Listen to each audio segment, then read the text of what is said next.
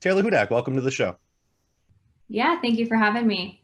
Thank you. I really do appreciate you being on. You are a journalist who's made a name for herself for covering the Julian Assange case. And I think that because the case has been going on for so long, 2.5 years now, a lot of folks have kind of either forgotten about it or may not have been following it too closely. So I know, obviously, because it's been going on for so long, there's a lot to cover. But could you just give a summary of what has been happening for the past 2.5 years and the current state of Julian Assange's case? Absolutely. So I guess I will just provide a brief overview here. So Julian Assange, as many of your viewers are aware, I'm sure, is the founder of WikiLeaks, an award-winning journalist and publisher who is currently sitting in the worst prison in the UK, that is Belmarsh Prison. He is charged with espionage for publishing information in the public interest, and also a minor computer intrusion charge, which can be disputed as to exactly the nature of that particular charge. But overall here, we have an award-winning journalist who is in prison for reporting and for embarrassing the US government. And Assange had his extradition hearings throughout 2020, and they came to a conclusion about late last year. And then a decision was made on January 4th of 2021, where a judge, Judge Vanessa Baraitser, blocked the US extradition request. The US decided to appeal that judge's decision. And so the appeal hearings will take place on October 27th and 28th. So literally in 2 weeks from now, this case will be heard on appeal. And all the while, Julian Assange is in Belmarsh Prison, as I said, one of the worst prisons, if not the worst prison in the UK. And interestingly enough, the same journalism that won Julian Assange numerous awards is the journalism that has him in a prison today. And this is punishment and retaliation for embarrassing the US government, for exposing the US military-industrial complex and the intelligence community. And I think there is kind of like a partisan component to it as well, because I remember back in 2013, 2014, Julian Assange wasn't as despised by at least folks in the liberal corporate media. I believe that he was on Bill Maher's show at some point. And it seems as though after 2016, his reporting on the 2016 election, it seemed as though that's really what got mainstream liberal Democrats kind of turned against him. Would you agree with that? Absolutely. There was a very effective smear campaign against Assange for some time. And essentially, the corporate media in the United States and in the Western world was accusing Assange of, wrongfully accusing him, that is, of working with the Russian government, and that he somehow helped get Trump elected. Now, it's important to remember that the 2016 documents that you're referring to, the Clinton emails, Podesta emails, that has nothing to do with why Assange is in prison right now.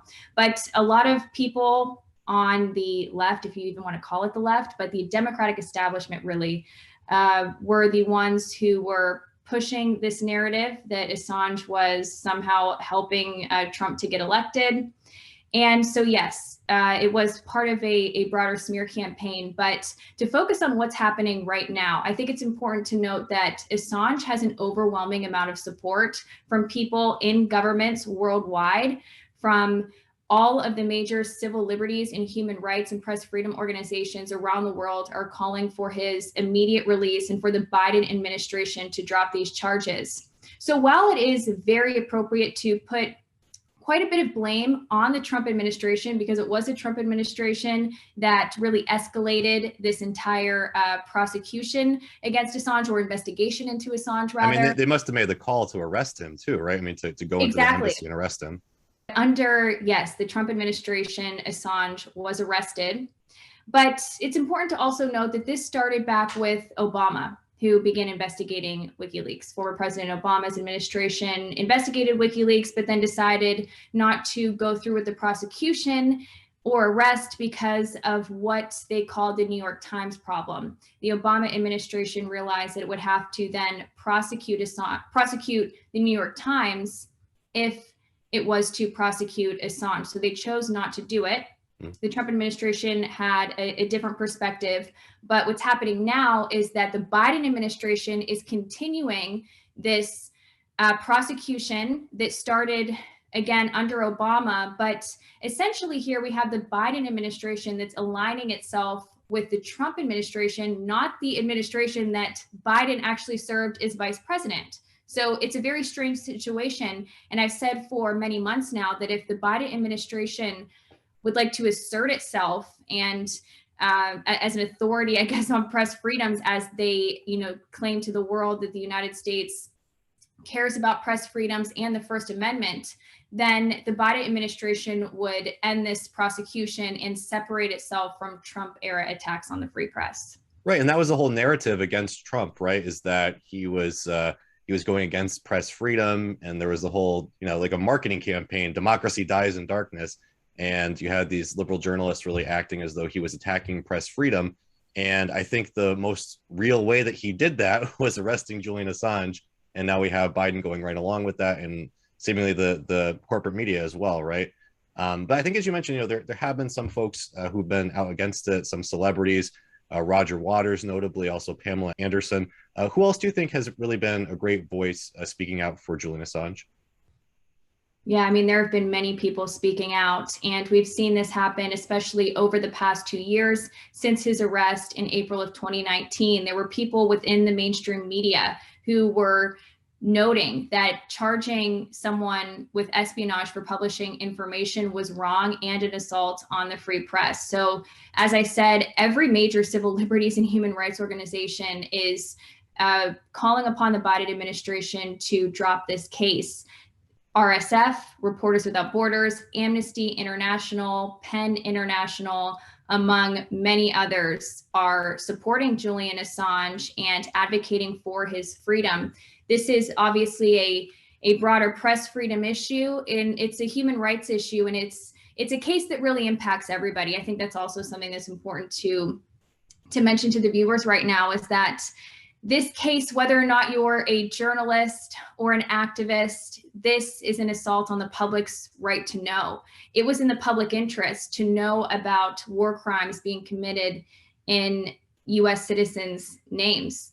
We had a right to know this. We had a right to know that the CIA was fully capable of spying on citizens. So this was public interest reporting, again, that won Julian Assange numerous awards. And it's really becoming very unfashionable to continue with this prosecution. Many governments around the world are calling out the Biden administration for continuing this prosecution. And when I was speaking with Julian Assange's brother and father in June of this year, his brother Gabriel said that whenever the United States or an official within the US government says that the US values the free press, the reaction from world leaders is always, well, what about Julian Assange? So I don't know how much longer the US can continue to get away with this prosecution. And over the years, I think one person to really point out who's been a very strong vocal advocate for Assange is the UN Special Rapporteur on Torture, Nils Melzer. He said all he had to do was scratch the surface of this case. And what I mean by that is researching it just even a little bit. And he was able to realize that there was serious wrongdoing on behalf of 4 different governments when it came to the treatment of this man. And so, we have a top UN official who is advocating for his release. It's time that the United States drop this case against Assange. And again, it was the UN Special Rapporteur on Torture, Nils Melzer, who determined that Assange has in fact been subjected to torture for nearly a decade while he was in the embassy, and he was extremely concerned for his health and well-being. Assange was in the embassy for many, many years and did not have adequate health care for some time, still is not receiving adequate health care considering that he is in Belmarsh prison, and didn't even have the ability to step outside and have, the sunlight on his face. So there could possibly be some very, very serious long-term consequences to when you treat somebody in this way. And we're just really unsure. And doctors around the world, namely with the group Doctors for Assange, have been expressing a great deal of concern for his health and well-being. And during the last appeal hearing, well, this was a preliminary appeal hearing, actually. Took place in August, I think it was August 11th of this year. The camera was focused on Assange because many of us journalists were covering this case remotely. And so the camera was focused on him. And as I was sitting there waiting for the hearing to begin, I wondered to myself, okay, who is this man? Why is the camera focused on him? I didn't recognize that it was actually Julian Assange, and several other journalists expressed the same concern that he was unrecognizable and looked very, very unwell. It was deeply concerning. So the longer that he is in prison, unfortunately, the longer that he's in prison, I would say the greater risk to his health. So obviously this is a pretty unique case. I don't know if there's ever been a prosecution like this before, but is it typical just in the UK extradition system for it to go on for 2.5 years like this? There have been a number of legal irregularities with this case. I said in an interview, the last few interviews that I've done on this case, I've been saying it seems that every few weeks or so, there is a new revelation that comes out that makes you think, how in the world is this case continuing to be prosecuted? It's so ridiculous. I mean, just recently, I'm sure everybody listening right now is aware of the Yahoo Investigates report that really provided more evidence that the CIA, the US intelligence community, was having very serious discussions concerning an assassination attempt against Assange and also an attempt to kidnap him. We knew about this. It came out during the extradition hearings, but we learned more about it just recently. Yet this case continues to be prosecuted. And Declassified UK, a independent news organization, has done a really great job exposing some of the other irregularities with this case. One of the judges, who was no longer sitting on the case, she had to withdraw from it, but never formally recused herself, I don't think. She had a serious conflict of interest because her husband was very deeply connected with the UK intelligence community and the UK military industrial complex, if you want to call it that. So serious conflict of interest. And she made several controversial rulings in the case.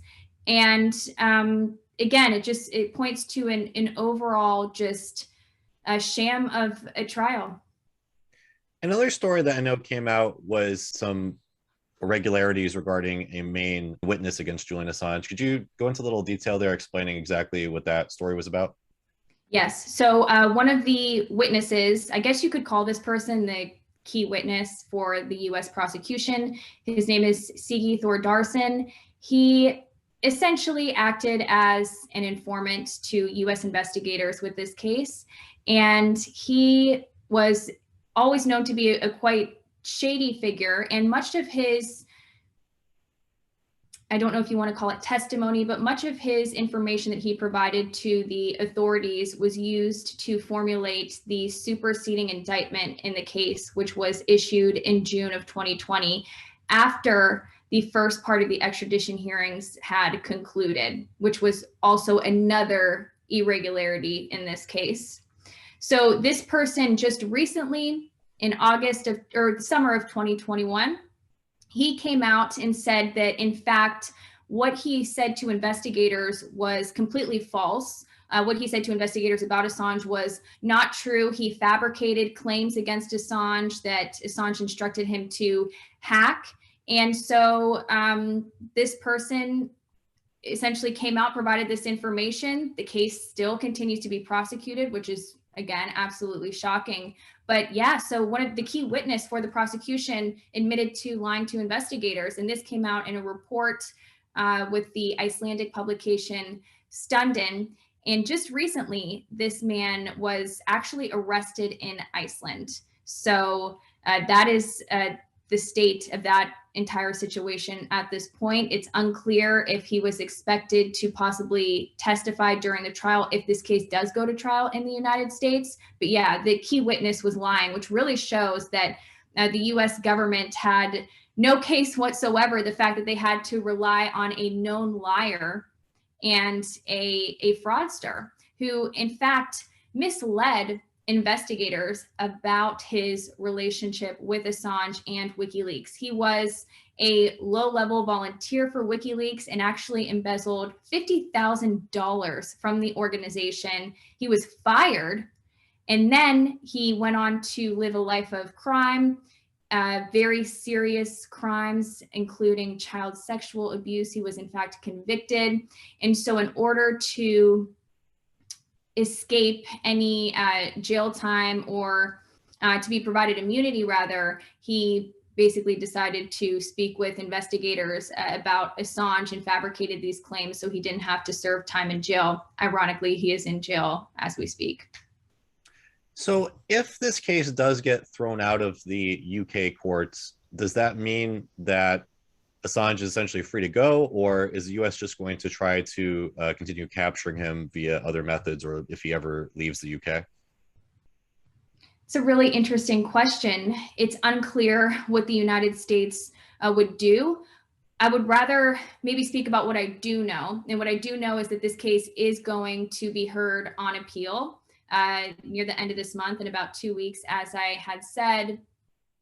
And if the judge decides to once again deny the extradition and sides with the defense, decides to side with Assange on the appeal, then the US government can technically reappeal again to a higher court. And then this process could drag on for many, many years. It's already been going on for over a decade now. So isn't there anything like in the UK legal systems where, you know, you can't prosecute somebody for years and years? It just seems, it seems remarkable to me that somebody could just sit in prison year after year after year, having a case get relitigated over and over again.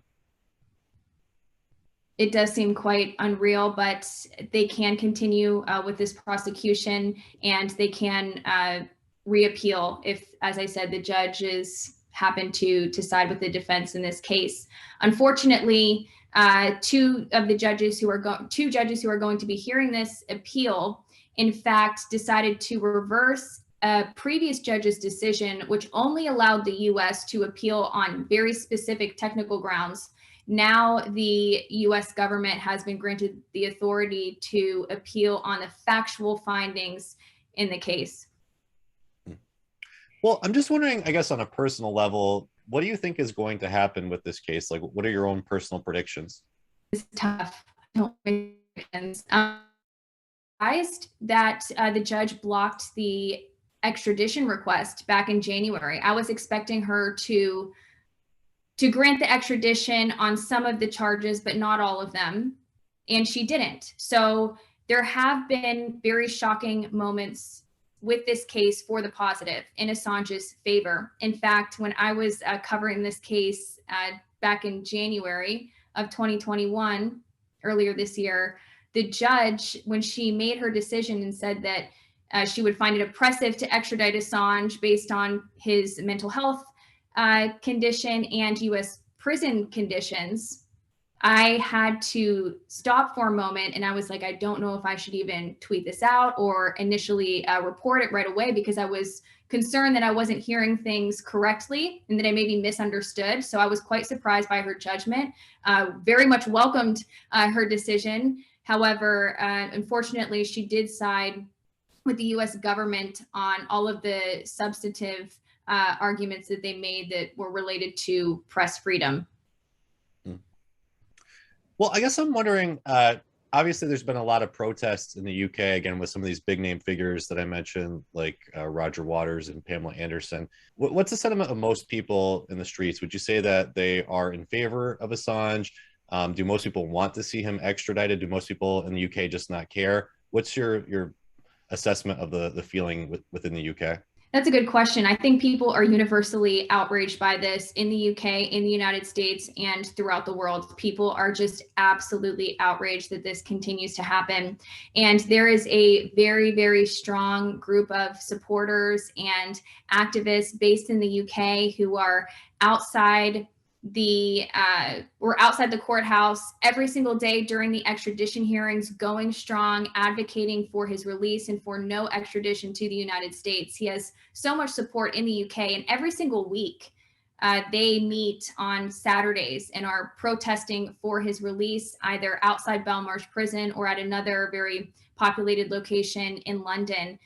And it's really powerful to see this. And they're, as I said, they're going strong each week. It's really great to see. And it has brought a lot of people together. And we have the same thing in the US, lots of support for Assange. And we saw that especially once the attacks on him continued to escalate. Once he was arrested, more and more people started to see the severity of what was happening, and that it was important to put an end to this. So as the oppression continues, that's when you see a lot of people really step up and say this is wrong. So I would say that the majority of people out there who are aware of this case are really appalled by what's happening. It's almost unbelievable what's happening. People tend to be shocked when they first hear about this case. I remember talking to people in my town about this, and people were just stunned. And they were also very stunned that they didn't know too much about this case, because unfortunately, well, it's not reported at all, right? I mean, I don't think I've heard hardly any corporate media news stories about this. So the corporate media has not covered this case perhaps as much as we would like them to, of course, but thankfully over the past 2 years, we've seen more and more coverage, major news organizations calling for his release. And that's an important point to make note of, because essentially what happens to Assange could very well happen to them, and it will happen to them. If he is extradited, it does set a really, really dangerous global precedent for all journalists. I mean, but it kind of goes in line with everything that we've been seeing the last couple of years, right? I mean, if you go back to Russiagate, if you talk about January 6th, if you talk about COVID, like there's just been sort of this ongoing pressure to censor the internet, to stifle dissent, and just an attack on civil liberties. And it's been kind of put all this different kind of wrapping paper to it, but it's all the same thing. Yes, there's been an increased attack on civil liberties, our rights. I think we're especially seeing that today with this new push for vaccine passports. Yes, very controversial, but it's outrageous. And when you see the level of police brutality being used against protesters, it's seriously disturbing. It's criminal. It's absolutely criminal. But that's where we're at. Go ahead. Especially in Australia. I mean, just the scenes out of Australia that you're seeing there, both the civil rights abuses, and then also, I mean, the protests, which are, it's emboldening to see that, but it's just remarkable that country has kind of gotten to that point where there's there's a stark authoritarian police state, and then also protests against it. Absolutely. I'm very happy to see people rising up and speaking out. We're seeing protests all over the world. On a global basis, we are seeing people stand up and say no to vaccine passports. Unfortunately, I'm really shocked at how quickly these vaccine passport systems are being implemented. And maybe I was a little bit naive to think that this process is going perhaps more quickly than I would have expected it to, but we're already seeing restrictions on travel, and it's discriminatory, in my opinion. It's absolutely discriminatory. And I think the United States, a place where healthcare is so unbelievably expensive, where people just can't afford very cheap medicine that they need to survive, to think that the US federal government has, and politicians have the public health, have an interest in your health and have an interest in public health is just absolutely outrageous to me. It's just too big of a leap, in my opinion, to feel that way, and to feel that what's happening now isn't part of a far more nefarious plan. And it seems that the evidence suggests that. Well, and not just the passports, but also the fact that you have to get vaccinated to keep your job, essentially, which is just remarkable, because, how how does my employer know what's best for my health? Like, it just doesn't make any sense. Exactly. They don't know what's best for your health. We have never had this happen before, too. And I see so many people make the well, not so many, but I see some make the argument that, well, we've always had vaccine passports. You can't travel to certain countries without receiving certain vaccines. That is not what's happening here. This is, you have to show proof of vaccination to keep your job, to obtain basic goods and services. This is something totally, totally different. And it's really about, with regard to the vaccine passports in particular, it's really about surveillance, control, manipulation, not at all about health and safety. Because if it was about health and safety, you wouldn't lock down healthy people and keep them in their homes. Yeah, I don't know if you saw this interview that Joe Rogan did with Dr. Sanjay Gupta. It was amazing to see for several different reasons. One of them being because of the line of attack that CNN used against Joe Rogan, that he was taking horse dewormer when he was taking ivermectin. So it was great to see Joe Rogan push back on that. But also just the line of questioning that he used against Sanjay Gupta, or just, the logic that he was presenting about vaccination. And Gupta was really just stammering the entire time, like trying to figure out, what would be appropriate, what would be kind of politically correct for him to say in response. So for you, Joe Rogan, yes, I would say you've had it. Yes. So now get one shot of the vaccine. No. Why not? Because I have better immunity than I would if I was vaccinated. Right? Yes. Don't I? I think your immunity is really good. So why, if I've already gotten through COVID and I was really only sick for a day, and then 5 days later I was negative, and I do have the natural antibodies now, why would I take a chance in getting vaccinated on top of that? By the way, I'm glad you're better. I'm glad it only lasted a day. You're probably the only one at CNN that's glad. No. We're not. The rest of them are all lying about me taking horse medication. And we should talk about that. That bothered you. It should bother you, too. They're lying at your network about people taking human drugs versus drugs for veterinary. Calling it a horse dewormer is not a flattering thing. I get that. It's a lie. It's a lie on a news network, and it's a lie that's a willing. That's a lie that they're conscious of. This is not a mistake. Yeah. They're unfavorably framing it as veterinary medicine. Hang on.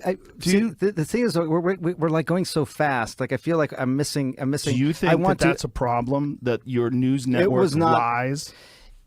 Well, I don't. Dude, what did they say? They lied and said I was taking horse dewormer. First of all, it was prescribed to me by a doctor. Yeah. Along they with shouldn't have said a it was bunch of other medications. If you got a human pill, because there were people that were taking the veterinary medication, and you're not, obviously. You got it from a doctor, so that it shouldn't be called that. Ivermectin can be a very effective medication for parasitic disease, and as you say, it's probably, I think, what, 250 million people have taken it around the world. More, I get that. Way more. So way more. Billions of people have taken it. Can I just come back to the one I want to talk about? Two things on the ledger. You have, before we get to that, does it bother you that the news network you work for out and out lied, just outright lied about me taking horse dewormer? They shouldn't have said that. Why did they do that? I don't know. You didn't ask? You didn't think that was you're the medical guy over there. I didn't ask. I should have asked before coming on your podcast. But they did it with such glee. No, yes, Joe. They did. I watched. You watched? I watched. You watched? No, I don't think there's yes, glee. They did. I know. The point is, that's a lie. It can be used for humans. I get it. I totally. Not just could be used for humans, is often used for humans, along with all the other drugs I took. All human drugs. Yes, they know it's a human drug. It's right, but they lied. The thing, it's defamatory. It is. Yeah, they shouldn't have done that. It's defamatory, right? Well, I don't know if it's defamatory. I bet it is. Well, I'm not a lawyer. It's a lie. Well, see, here's the thing. Can we? But my point is, you're working for a news organization. If they're lying about a comedian taking horse medication, what are they telling us about Russia? What are they telling us about Syria? Do you understand that that's why people get concerned about the veracity of the news? The concern was look. I don't know if you caught that, but I just thought it was remarkable and kind of showed like how few answers and how little logic these people have, and if put up to an actual line of questioning with facts, how unable they are to answer the questions. Absolutely. I did see that clip. It, in fact, was going viral today on social media. So, yes, I did see that clip. I thought it was a great segment on behalf of Joe Rogan. His persistent questioning was fantastic. And it really does go to show you they're in the business of lying and they're in the business of deception. Another thing that I find really, really problematic on their part, and in my opinion, it's almost on the level of journalistic malpractice, is the fact that they are encouraging people what medical decision is best for them, what irreversible medical decision is best for them. It is not the job of journalists or public figures who are not medical professionals or scientists to be telling people that they should or should not receive a vaccine. That is a very personal decision that should be made by the individual in consultation, perhaps with a medical professional. And it's really shameful and very inappropriate to see journalists pushing for people to receive this vaccine. And they're not even providing them with the full scope of information on these vaccines. They're just saying that it's safe and effective, which is completely untrue. How can you say this vaccine is safe and effective if it hasn't gone through the proper testing protocol? It hasn't. So you can't even say that it's safe and effective. So what we're seeing here, again, as I said, I think is journalistic malpractice, which is what really motivated me to speak to individuals who were skeptical, or not skeptical, but rather critical of this mRNA technology and this new vaccine technology that is being implemented on the masses. So that's why I chose to talk to doctors and scientists about it, because I think history tells us that we should really be putting our trust and faith in those who are criticized by the establishment, not uplifted by the establishment, like Dr. Fauci, for example. Yeah, I mean, it's very frustrating that they keep saying trust the science, but there's nothing really scientific about the propaganda that they're putting out there. It's just first of all, there's falsehoods like what Rolling Stone put out about how gunshot wound victims couldn't get treated because people were overdosing on ivermectin, which was just totally false.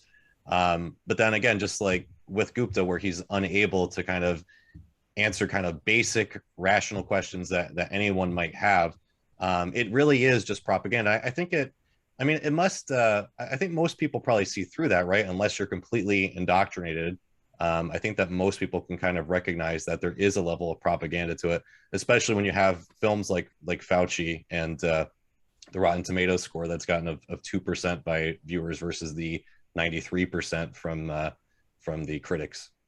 Yeah, exactly. I mean, I struggle to understand how one could not see through this propaganda.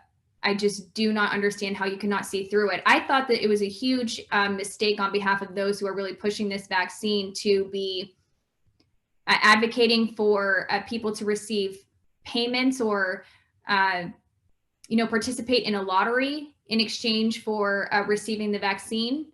I thought that was such a dumb thing to do, because I can't imagine that anybody would, hear this news story and not realize that this is not about health whatsoever. There's some other motive to this. You don't bribe people with money to make a health decision. You make health decisions based on health and medicine and science, not because of any financial reward. It was so totally inappropriate.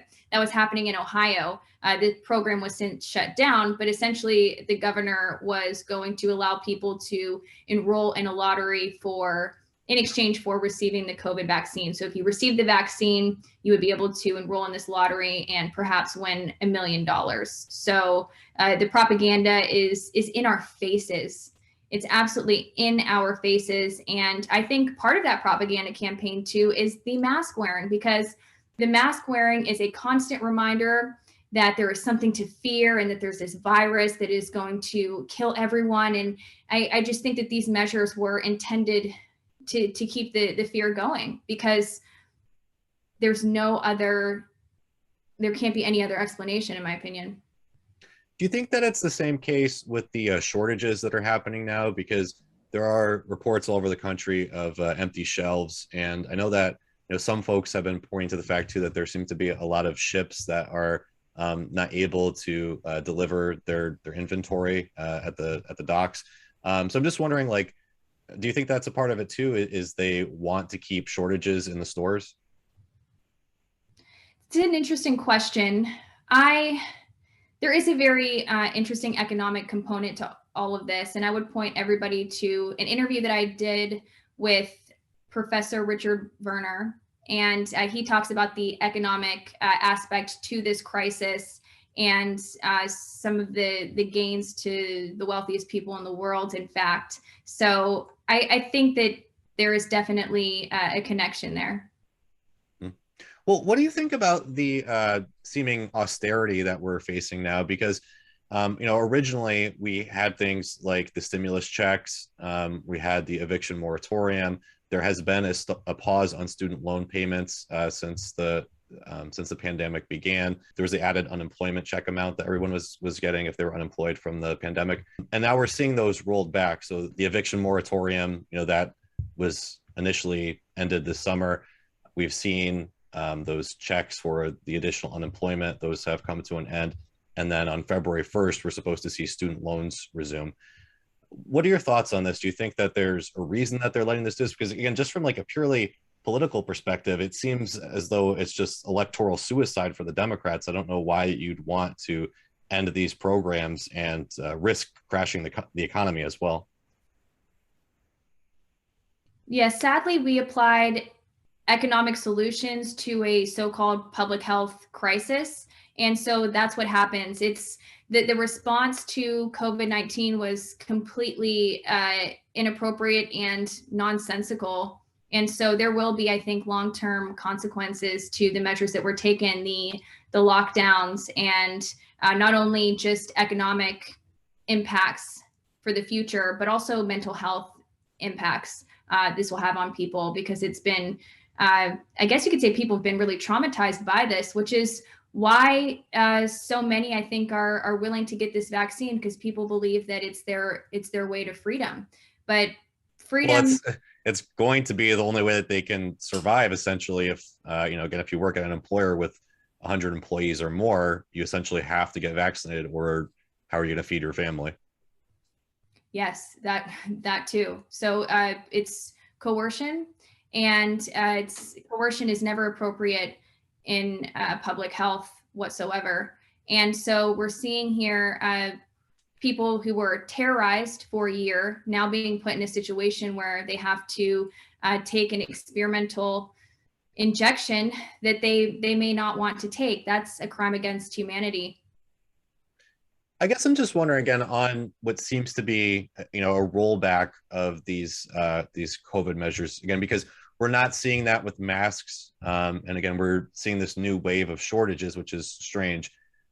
I mean, do you have any theories as to why we've seen some of this rolled back? I mean, do you think it's something that they want to potentially use as a carrot in the future? Like if you get a vaccine, then you get your student loans forgiven, or just, I don't know. Do you have any kind of thoughts on this or theories? It's quite possible that they may try to do that. Again, I think it's just getting people to take this vaccine voluntarily for now. So they will do that by making your vaccination status dependent upon your employment. So that's one way. But I think what you're suggesting is totally in the realm of possibilities. And I've been really happy to see that people, particularly working in the airline industry, have taken a strong stance against these mandates. And I think that we should not be blaming the workers. We should be proud of them for what they're doing, despite it perhaps being an inconvenience to those who are traveling. We should really be blaming the Biden administration for this, in my opinion, draconian and extreme policy that is really going to harm and destroy many people's livelihoods and hurt many families in this country. Yeah, but I think there is a point too where, if you're pushing other people to follow these mandates, then you kind of like become a tool of the system, right? Like it seems as though the only way something like this gets defeated is just if nobody complies and we all just ignore the rules and keep doing our own thing, right? Like it seems as though there's a clear kind of division there. Either you comply or you don't comply. And I understand like there's a lot of folks too who maybe they've gotten vaccinated already because they felt like they needed to, But when you start kind of getting into this area where you're forcing other people to comply with these rules, or encouraging them to get vaccinated without all the facts, or I think a lot of folks even have gotten vaccinated and they themselves have questions about it now, and maybe have concerns, was it the right thing for me to have gotten vaccinated? I'm glad you bring up that point, because that was also something I forgot to mention too, that I thought was just absolutely tragic about the situation.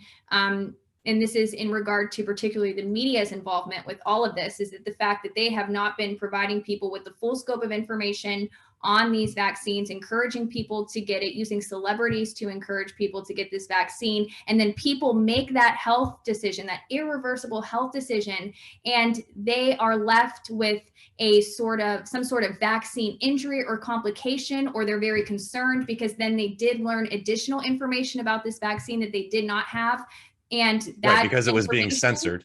Exactly. And then they realize, wow, I would not have gotten this vaccine if I were to be aware of this science here. So it's just tragic what's happening. That's another component to all of this that I find really sad and quite tragic. And people's lives are being ruined. People are having adverse reactions to these vaccines. And interestingly, a lot of these adverse reactions don't look like vaccine complications. They look like other health issues that can be explained another way, but we're seeing it happening in mass quantities, and we're seeing people also die suddenly, lots of sudden deaths that are not really being explained. So I'm glad you brought up that point. Well, I guess I'm also wondering what your thoughts are as far as political divisions over vaccination, because one thing that I've noticed on the anti-imperialist left, meaning people who understood that Russiagate was bullshit,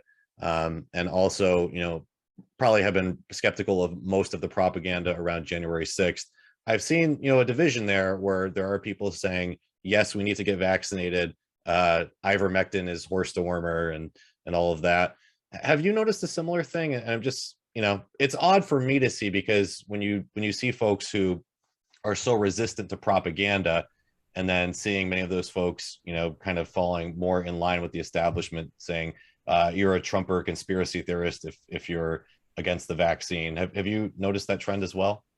Absolutely. I have noticed that trend. So before I answer your question directly, one interesting thing that we're seeing happen here is, in my opinion, is people who are literally begging for their own oppression. They are begging for mask mandates, for vaccination mandates and vaccine passports. It's a really, really strange time, but that's what happens when you propagandize people and subject them to a mass fear-mongering campaign.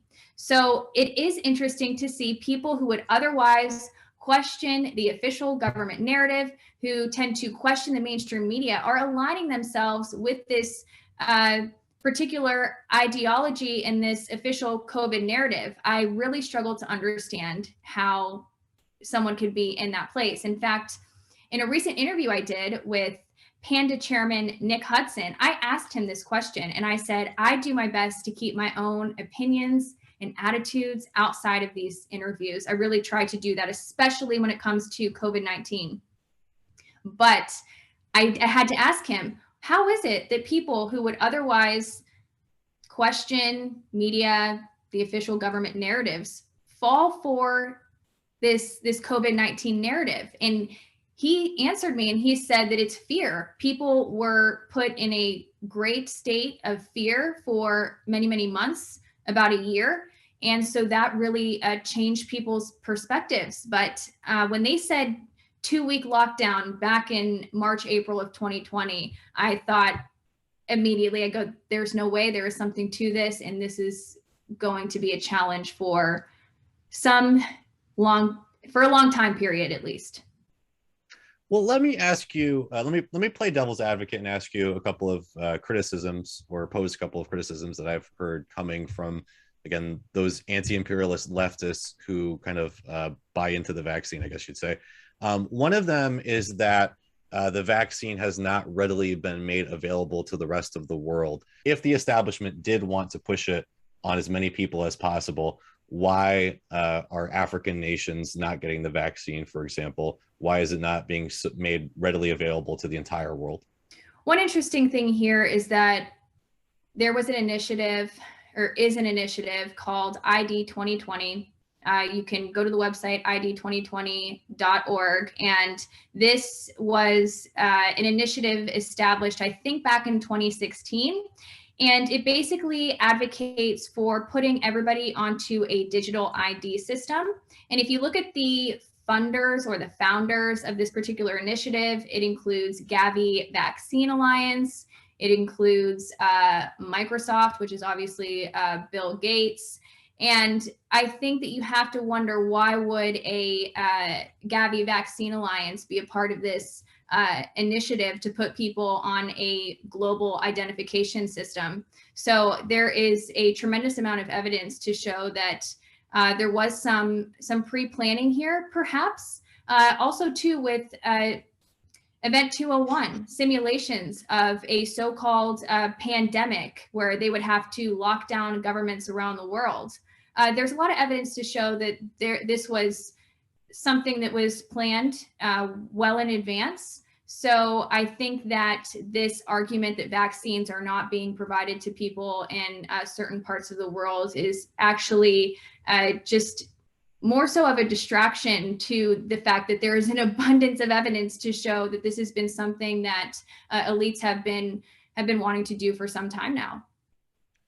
So another criticism that I've heard, or I guess it's pushback on the critique that the vaccine is really, big pharma. It's Pfizer and Moderna pushing these vaccines. I've heard the retort that ivermectin is also a big pharma medicine, and that people who are advocating for ivermectin are effectively buying into a different kind of big pharma propaganda. What would be your response to that? That's entirely possible. I advocate for natural immunity, taking care of yourself, making your own personal health decisions. So I think that while that's entirely possible, I think that there has still been an enormous amount of propaganda surrounding ivermectin. As you mentioned earlier during this interview, the interview that Joe Rogan did with Dr. Gupta, and there were clips obviously shown of CNN pushing a lot of, you could say, misinformation about ivermectin. But I think that at the end of the day, these health decisions should be left up to the individual, and that we don't necessarily need pharmaceutical drugs to treat coronaviruses, which are very common. And to say that this virus, SARS-CoV-2, is so wildly different than any other virus we have been exposed to is just not true. I guess I'm just wondering, overall, what do you think has been the most troubling COVID or vaccine passport measures so far? I think any measures are deeply problematic. I think I tweeted out yesterday, in fact, that having to show your medical status, proof of vaccination, to leave your country, to travel, to hug someone, to obtain basic goods and services is not living at all. So I think any measures are completely inappropriate, and they don't work. Pre-2020, we weren't locking down people to stop the spread of illnesses, especially illnesses that disproportionately affect the elderly population. It doesn't make any sense. In fact, it just makes the situation even worse. To keep people, for example, in nursing homes who are at an increased risk of having a negative reaction to COVID, to keep them indoors was totally inappropriate. If anything, they would benefit from vitamin D, fresh air, human interaction. And I think that no measures are appropriate. It's an infringement on our rights, our civil liberties. We should not allow it. We should not stand for it. And I think that it's quite possible that lockdowns could be used in the future to prevent other crises like climate change, for example. Justin Trudeau, Canadian Prime Minister, is not even being shy about this. He said we need to tackle COVID-19. We need to tackle climate change like we've tackled COVID-19. That means more interference in how you are spending your money. That means more interference about your travels and your use of transportation. And it's just more government infringement on your civil liberties, your rights, and in your private life. So no mandates are appropriate because once you allow this once you allow certain measures to be implemented, it gives the authorities and the establishment the sense or the ability that they can use these tactics in the future and perhaps continue to use these tactics against us. So no measures are appropriate, and we have to stand up for our freedoms. And this is the fight of our lifetime.